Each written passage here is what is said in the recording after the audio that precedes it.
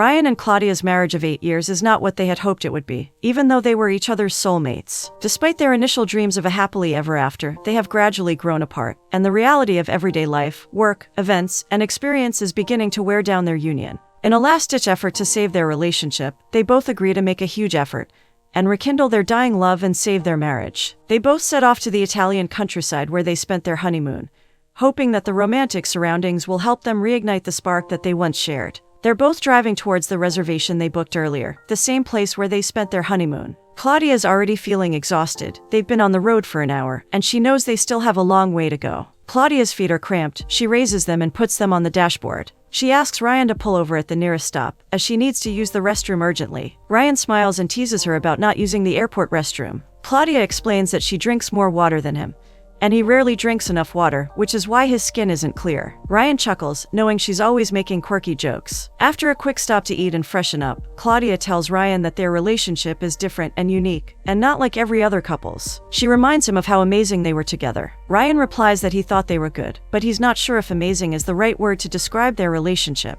Claudia tells him she remembers those times when they were in a room full of people. No matter how busy he was, he always made time to wink at her. It was a simple gesture, underrated maybe, but it made her feel safe and loved. These are the memories that make her want to fight for their marriage, and Ryan agrees. He's thinking the same thing, and he's determined to make things work. During this vacation, they both agree to be completely honest about everything: their past, present, and future. Claudia tells him that no matter whether he agrees or not, their relationship then was amazing, and he nods in agreement. Ryan adds that people have always envied their marriage. Sitting together and being vulnerable to each other is a step in the right direction on the way forward in their marriage. He tells her he remembers how she was the template of the woman all his friends wanted as a life partner. When they complained about women, he had nothing to say because she was perfect to him. She tells him that perfection is hard to achieve. Claudia acknowledges they both did all they can do to save their relationship. There is sadness in his voice when he says he fights for anything he believes in. He fights for love. He says he fell so hard when they both derailed, that when a man falls in love, he falls deeply. He reminds her that if he ever cheats on her, he wouldn't say he's in love. Claudia knows where this is going. She hates being made to feel guilty. She tells him she's also fighting for their relationship, and she never replaced him. He retorts that he is aware, but she just chose to lean on somebody else in a sarcastic tone. Claudia is visibly uncomfortable. He confesses that he was devastated when he learned of the affair she had. He felt she left him for a better option. He was just an alternative. Claudia admits it was easier to pretend to love a stranger than to stay and iron things out with someone she has been with. She tells him she has reasons that are valid and entitled. With a stranger, she can put ideals and ideas onto a blank canvas, without any hurtful nuances, those things she does despise in him. But looking at it from an unbiased, rational space, she realizes how impossible it is. She tells him they are both different people, raised differently with totally different thought processes, and it won't be easy to stay together without issues. She pleads with him to let go of the rage he feels inside. Claudia realizes how broken and defeated Ryan is feeling. She apologizes once again for how she's made him feel over the past few months, admitting it was her demons and not because she felt he was inadequate. Ryan smiles and looks around, asking her how they managed to secure such a decadent place in their 20 seconds for their honeymoon.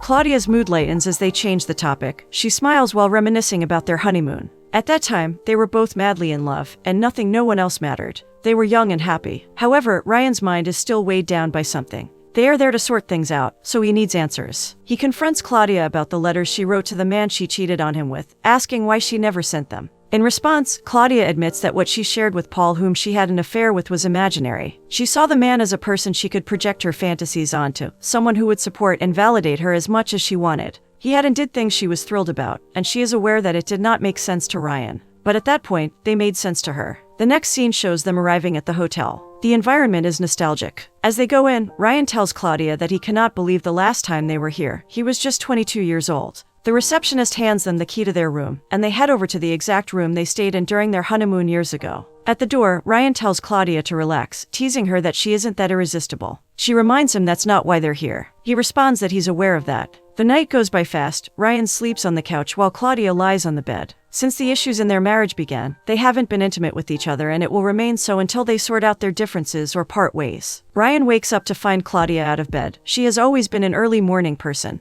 They both decide to take a stroll through the hotel, admiring the innovative epic structure. They had done the exact thing 8 years ago during their honeymoon. This time it's different. They are trying to save their marriage, and this is the last chance they got. As they both take a walk, Claudia tells him about her mom and how she tries not to be anything her mom is. Her childhood isn't particularly good, and she suspects her mom might be a narcissist. Her mom causes her to have an aversion to having kids. But growing up for Ryan is different. His parents are kind, accepting, and nurturing people, even though his dad had cheated on his mom but was a good father to him. It just shows how different their upbringings are and how they can affect their journey in life. Ryan decides to surprise her by driving her to the grape vineyard, a place they had visited together the previous year. Stepping into the vineyard, Claudia curiously asks him why he brought her here. With a smile, he explains that he knows she appreciates spontaneity, and being here feels like they're reliving their second honeymoon. However, she gently reminds him that their current circumstances are different, and they are no longer together. Ryan nods understandingly but suggests that they set aside their troubles for a while and make an effort to enjoy their time together. Playfully, he asks if she would like to experience the sensation of crushing grapes between her toes, just as they did in the past. Claudia playfully calls him a smooth talker, and they proceed to handpick grapes. Once they have gathered enough, they head to a nearby barn and start crushing the grapes with their feet. Claudia shares with him how certain childhood events trigger certain mindsets and insecurities she exhibits in her relationships. She explains that while growing up, her parents didn't have much, but birthdays were always something she looked forward to. On a particular birthday, she woke up filled with excitement, eagerly anticipating her birthday present from her parents. She enters their room, and they break the news to her that, unfortunately, they couldn't afford to get her a present that day. They assure her that they will make it up to her in the following week when things improve. Claudia believes them and patiently waits, but as time passes, they never mention the gift again or get her anything. She admits that this incident crushed her spirit and made it difficult for her to trust others easily. Ryan empathetically points out that, to be fair to her parents, not being able to get her a gift could have been emotionally challenging for them as well. Claudia agrees, acknowledging that her parents were young themselves and burdened with numerous responsibilities at the time. He praises her, saying maybe that's the reason she's good at picking gifts. She tells him he's also good at getting her exactly what she wants. She reveals that his marriage proposal is mind-blowing, the thought he puts into it, and everything else. He looks at her and tells her he has never heard the marriage proposal story from her perspective, her version. She blushes as she goes down memory lane.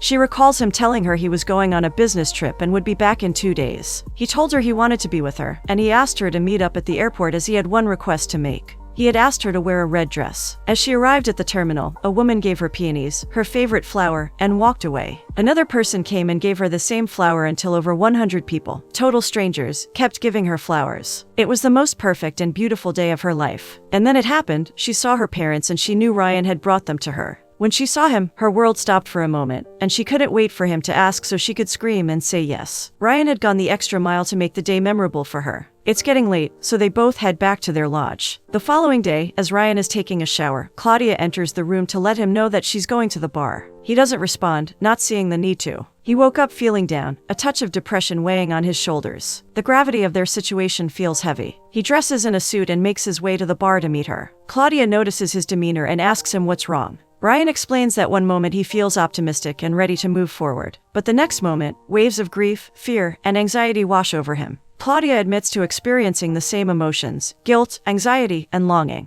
She expresses a wish that they had taken the time earlier to process everything. Ryan responds, reminding her that this is precisely why they are here. The waitress approaches their table, inquiring if Ryan will be dining tonight. He responds that he's only here for drinks. Claudia catches him gazing at the waitress and suggests that he should talk to her if he wants to. He doesn't owe her any loyalty. Ryan assures her that he's wise enough to recognize fleeting feelings and that dwelling on them would be unwise. The next scene shows Ryan waking up and not finding Claudia in bed. He knows she must be taking a bicycle ride to catch the sunrise. It's one of her favorite things to do. He hires a bicycle and rides to catch up with her. As he sees her, he asks if she is enjoying catching the sunrise, and she responds absolutely. He then asks her how she feels, and she says she woke up feeling relaxed and evolved, and accepting of whatever the situation is. Ryan assures her that nothing happened between himself and the waitress. They begin to ride, and he tells her certain memories hurt him. Especially today, she asks him if he wants to talk about it. He says if he talks about it, it could lead to a fight, and she will become defensive. She responds by telling him that he won't truly understand unless they talk about it openly. He acknowledges that, and he explains that he still needs to discuss the letters she wrote to the man she cheated with, Paul. He expresses his desire for closure and the opportunity to heal. Claudia understands that offering closure may not guarantee complete healing,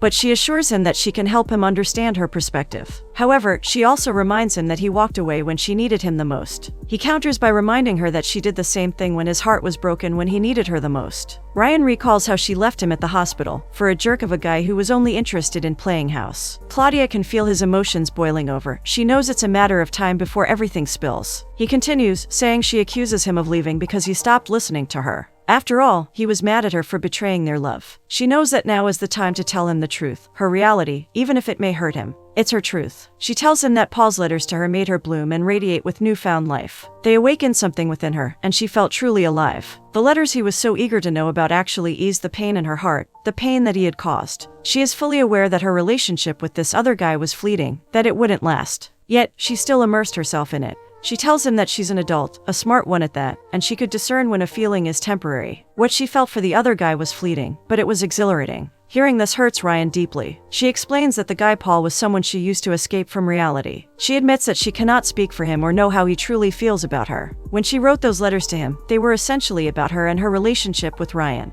That's why she never actually sent them to Paul. She wrote those letters as a way to soothe herself and process her emotions. Although they may have been addressed to Paul, they were truly about her and Ryan. Curiously, she turns to Ryan and asks about his experience with someone new. Ryan pauses for a moment, reflecting on the question. Then he responds, saying that everything feels different. The way the person talks, their sound, and even their scent. Ryan states that there are certain depths in a relationship that cannot be reached unless one has healed from past traumas and insecurities. He admits to not being fully healed from those insecurities yet. As a result, he hasn't been able to commit to anyone. They both continue riding their bikes. Claudia opens up to him, expressing she never once thought they wouldn't make it, not even for a single day. He responds by saying the same about himself. That's why their marital problems hit him so hard. He was completely taken aback, shattered, and emotionally paralyzed. She reveals that he even said to her once that he was done with their relationship. He admits that he was angry and still carries that anger because they failed. He feels ashamed of both of them for not fighting hard enough. She reminds him of how he had vowed never to consider divorce, making that promise to her on the day he proposed. He reveals that the mere thought and fear of divorce had caused him to end relationships before he met her. He was so certain that she was the one, and yet here they are facing these challenges. She acknowledges his perspective and opens up about how she felt when he began to withdraw from her. During that challenging time, all she craved was his closeness and availability, but he seemed distant.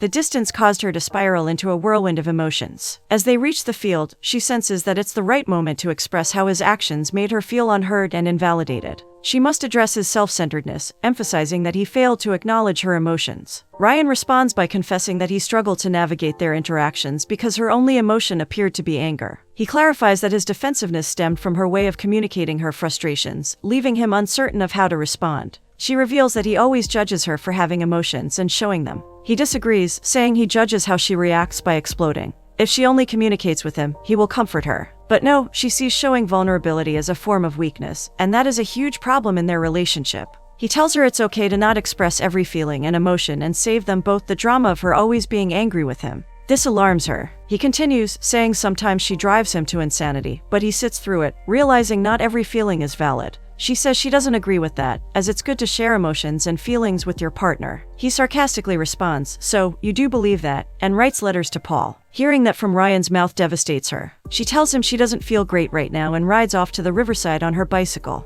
He silently rides after her. They both stand by the riverside in silence, gazing into the water, and they both suddenly begin to scream loud, trying to relieve themselves of the hurt they both feel. They both go back to the hotel. While Claudia is in the room, Ryan goes to the bar. He sees the waitress and invites her for a drink. She tells him she doesn't drink, but he still insists, asking her to pretend she does. He can see she's into him by the way she grins widely. She asks him how long he is in town, and he reveals he will be leaving the next day and calls her by her name Anne. She tells him she's glad he remembers her name. Anne inquires why he's here, and he tells her it's family business. She proceeds to ask if everything is fine, and he says yes. She apologizes for being intrusive. She tells him she cannot drink while they are at the hotel, but she knows of a good coffee shop that's close to her house, and he could come if he's interested. He knows hanging out with her can be risky, but he's bored and needs someone else's company, someone to talk to other than Claudia, or else he may lose his mind. Being here has been tough. It isn't what he envisions when he plans their trip to the honeymoon destination. He had thought the nostalgic feeling of happiness and love would make things easy, but it's the other way around. At the coffee shop, sitting opposite Anne, he can tell she's a nice person.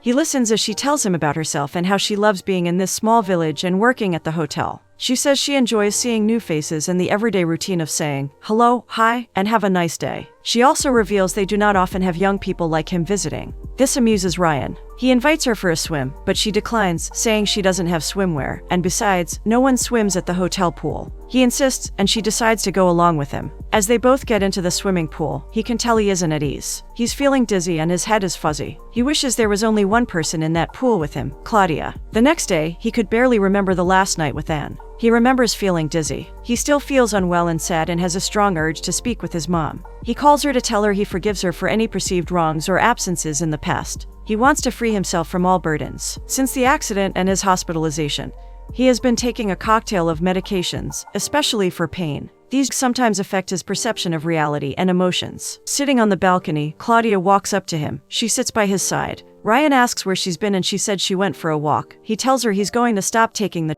drugs. She assures him of her support. Seeing his exhaustion and defeated appearance breaks her heart, especially when he expresses that he is tired of constantly feeling sad. They are preparing to leave. He is uncertain on how to respond when she tells him she loves him. As they walk back to pack their suitcases, he confesses that he had planned this trip a year ago to celebrate their love. He had made a promise to love and protect her, but their current situation contradicts that. He reminds her that she expressed fondness for this town due to her grandparents' wedding that took place here. He had intended to show her the exact spot where they exchanged vows. They arrive at the old church, and as she admires the place, she turns to him and expresses gratitude for this gesture. However, she sadly admits that it is too late for them. It's time to say goodbye. As they drive back, he realizes something they both need to deal with, something he's been shying away from. He can't run away from the truth anymore. Claudia is gone. She's been gone all this while. He misses her so much he has been hallucinating her in his everyday life. She passed away in the accident, and he can't bring himself to believe it. He's been holding on every day, pushing through the pain and hate. He doesn't know how to be without her, but it's time to let go and say his final goodbye, and it breaks his heart.